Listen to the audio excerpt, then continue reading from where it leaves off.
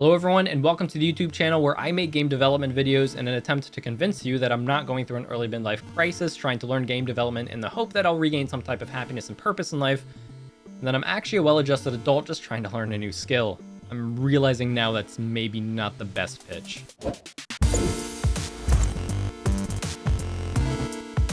Anyway, for those of you who don't know what's going on, my name is Joseph, this is Casually Creative, and I am attempting to learn game development by making a series of aggravating mini-games for my friends. I'm doing this in a game engine I've never used before, not that that's saying much because my previously failed projects, well, didn't really teach me much about that game engine either, so we're kind of just starting from scratch in general here. To get a feel for the games I'm trying to make, think like Getting Over It, just not well made, barely playable, and made by someone who has no idea what they're doing, and that's kind of the vibe we're going for here. The goal with this series is that one day I can create a game that everyone can play and get aggravated by. I'd love to aggravate more people than just my friend group, but unfortunately, that day is not today. So let's talk about the absolute monstrosity and insult to game development as a whole that we're going to be making today.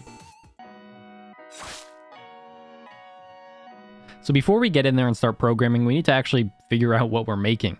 Last time I used a game that I personally enjoyed as inspiration, which, when you think about it, doesn't really make a lot of sense when I'm trying to annoy someone else with a game. It lacked any kind of familiarity that we could have manipulated to make our game just a little bit more of an insult to game design, and I guess specifically for the player, maybe make the annoying parts hit a bit closer to home. So this time I'm planning on bastardizing a game that my friends already enjoy. Vampire Survivors. Now, if you're one of the 2 people in the world that's never heard of this game, the concept is actually fairly simple. It's a top-down 2D game where you kill hordes of enemies, get tons of power-ups, and eventually you turn into a sprite-killing god. Now, that sounds fun and all, but what if for this game, hear me out, we did the exact opposite? It'd still be a top-down 2D game with similar controls and a similar feel, but with no weapon upgrades, and instead of slaughtering thousands of enemies, it's more of like a stealth-based game where the enemies are actually dangerous and you have to be careful where you walk, or else, well, you'll aggro them all and die. And what if, instead of being able to walk around freely and kite the enemies in a way that you want to, you're in a maze, and it was dark. You couldn't see the enemies without shining a light on them, risking aggroing them. And what if it just continues to get darker and darker until it's pitch black? Oh, what's that? Oh, it sounds like a terrible idea that wouldn't make a fun game, and it's really nothing like Vampire Survivors at all. Well, unfortunately, you're about 2 weeks too late, and I get off track way too easily when planning out these games, so that's what we're gonna make.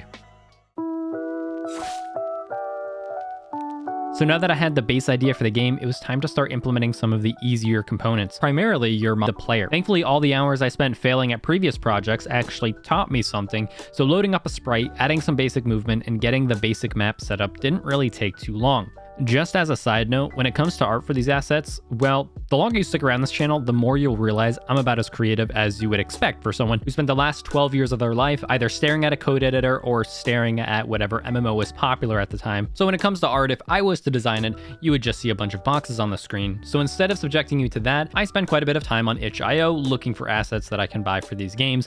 And for this game, and probably for the next few, I found this guy named Pen USB Mike that makes a stupid amount of high quality art that I hard vibe with, so I'm going to be using his art for quite a while. Really, any project that's 2D based will probably have this guy's art. So after getting those assets set up, I rounded out the basic player mechanics by adding the 2 main player actions: a flashlight that does a small amount of AoE damage and also lets you actually see the enemies, and a stronger laser attack that does more damage but can only hit a single target. In addition to this, I added a battery system so the players can't have too much fun, so whenever you're using your weapons, it drains your battery, and then if you're not using any of your weapons, it will recharge slowly. And with this, I had the basic player mechanics all set up. Now, one thing I want to mention is because I want to use lighting as a main mechanic, I added shadows to a lot of the sprites, so it kind of has this cool 2D shadow effect when you're shining your flashlight on different things. And to get this effect, it's very simple. You just add an occlusion layer on the tile map elements and it will block the light from going through it.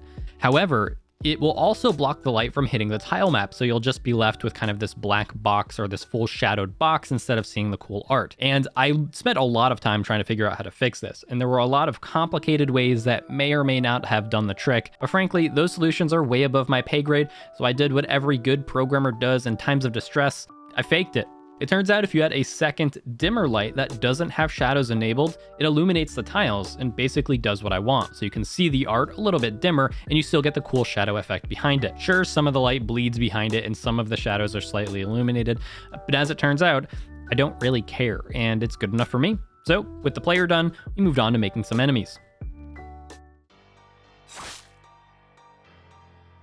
The idea for the enemies is that they kind of patrol around the area, invisible to the player, until a light is shined on them. I also wanted to add some type of detection mechanic, so if a player wanted to take it a little slowly, they could kind of sneak around without aggroing too many enemies. And honestly, creating this was fairly simple. First, just to get them to move and target things, all I had to do was add a navigation agent node to the enemy. And then in the tile map in Godot 4, all you have to do is specify which tiles are able to be walked on, and then it just kind of does the rest behind the scenes. And this is especially helpful because using a navigation agent means that when we want the enemies to target the player and follow them, all we have to do is set the target on the nav agent to the player and, well, we're done. The only issue I had with this was to get the enemy to patrol. As I'll explain in a few minutes, the way that the map is going to be set up is that there'll be multiple tile maps, and because of this, I was having issues figuring out if a specific coordinate set was somewhere the enemy could actually walk to. My solution for this was, when the enemy's created, get the closest tile map, and from that tile map, get a list of all of the tiles on the navigation layer. We then store that list to the enemy, and then when the enemy has nowhere to walk to, it just picks a new tile and that's where it walks to. Now that I'm saying it out loud, I'm realizing how simple this sounds, but originally I was trying to pick a random coordinate in space that was somewhat close to it, and then I had to figure out if that path was actually in the map bounds, and this way is just way easier. So with that done, I had the enemies walking around, I had them pathing, I had them targeting the player. I built in a little detection system that just detects if a player is nearby, and if the player stands by that enemy for too long, the enemy will start chasing the player. Now, the last thing to do was to make the enemies invisible when they're not in line of sight. The way I did this was I just drew a line from the player to all nearby enemies, and if that line was intersected by any tile map objects, the enemy is just invisible. Then if the enemy was in line of sight, I just did a quick check to see if the flashlight is on and if that enemy is within the flashlight's range. And that was that. At this point, we had a player with a few weapons, we had a cool lighting effect, there are enemies that could chase the player, but something just felt like it was missing. It wasn't that it was just a really boring gameplay loop. I mean, it was, but I didn't really care about that. It just wasn't mean enough. So I thought to myself, what would make this game more annoying to play? And then it hit me. What if I made an enemy that you could not avoid, that not only has mechanics that are much harder to deal with, but I also made you deal with him while fighting a horde of the smaller enemies? So I made these little charging stations that are required for victory. Standing near them aggroes all nearby enemies, even if they weren't aggroed to you already, and it also spawns more enemies the whole time. Specifically, a larger mini-boss type enemy. The mini-boss design was pretty simple, it was just bigger, had more health, and it had this cool dash move instead of just following you at a static speed.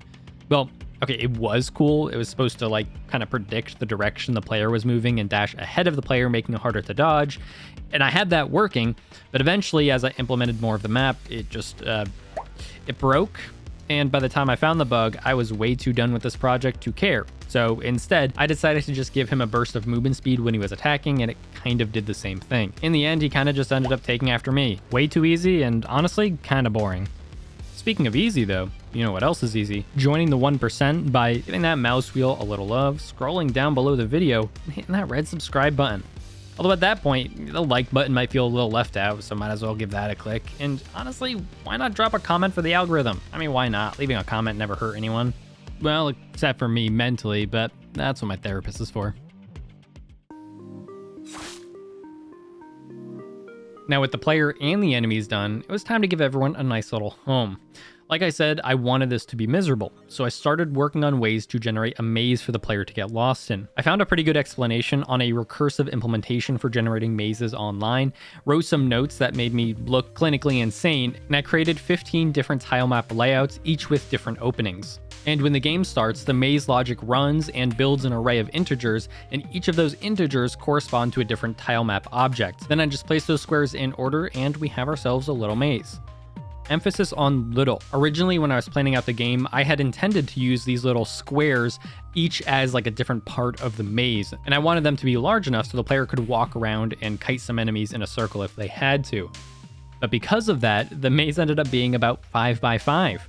And a 5 by 5 maze is incredibly uninteresting. It's pretty much impossible to get lost, there's no dead ends, and at this point, if I made the tiles smaller, well, that would take too much time. And if I just scaled up the game and made it 15 by 15 or 20 by 20, the game would take forever to finish, and I don't want to playtest that. So in the end, this whole maze generation arc really did nothing but waste a lot of my time. The map looks a little different every time you load it up, but honestly, no one's going to notice, and the map's too small for it to really matter. At this point though, I was far too committed, so I just kind of spruced up each of those tile map objects to make it look a little nicer, added some enemies to each of the areas, and we called that good enough and moved on. With the whole gameplay loop established, I decided to give the game a fresh coat of paint. I added a menu with some instructions. I realized that adding 6 enemies to each map square, all constantly pathing at the same time, was enough to crash the game, so I remade the spawning system so that each map's square spawns its enemies only when the player gets near to it. I then realized that when you get to a charging station and it aggroes pretty much all of the enemies nearby, that also lags out the game, so I had to shrink that aggro radius so it only attracted the enemies in that actual map square. And then it was just a matter of adjusting the HP and damage levels of everything, finding all the remaining bugs, fixing about half of them and calling the rest features, playtesting a little to make sure that it actually had a decent flow, and then it was time for the big reveal. Alright, I'm playing this game, I'm gonna be good at it. We're gonna find this charging station. Oh, okay. How long do I have to stay on it? Okay. Alright, my game plan, pull the whole fucking map and just AoE them down, and then when I find the charging station, there'll be none left. Oh, here we go. Okay, good. We're good at the game. This game's easy now. Oh my god. Okay. Okay, alright, one more try. Killed one. Oh, here we go. Okay, we're big gamers now. Why? Okay, that's amazing. It's so fast! It's so fast! Why is it so fast? There's no way. There's no way. All right, one more try. One more try. One more try. One more try. Oh yes, let's go. Holy fuck! So much. Damn it. There's so many. Okay, this is impossible. You can't do it. You can't do it. Oh shit. Oh shit. No! No! Alright, we reset. We reset and go again. Get off me. Get this shit off me! Brother, please. Oh, it's done? Oh, so am I. So that's the game. I actually had a few more people playtest it, but after they kind of got a feel for the game, every run just ended in some type of bug or a glitch. It turns out that not everyone plays the game the correct way, and not accounting for that really is not too great in game development or software engineering as a whole, which, well, that's my profession, so I'm fucked. Anyway, just to reiterate, my hope with the series is to progressively get better at game development and eventually create a game that everyone can actually play and enjoy. And I might actually have an idea for a game that is somewhat feasible. No promises, but if all goes according to plan, which it rarely does, but if it does, I might actually create something that is playable. So if you want to know when that video gets released and when possibly that game gets released, subscribe to this channel so you can be notified within the next however many months it takes me to make another one. Anyway, that's all I got for this video. I hope you guys enjoyed it. Again, I am Joseph. This is Casually Creative, and I will see you next time.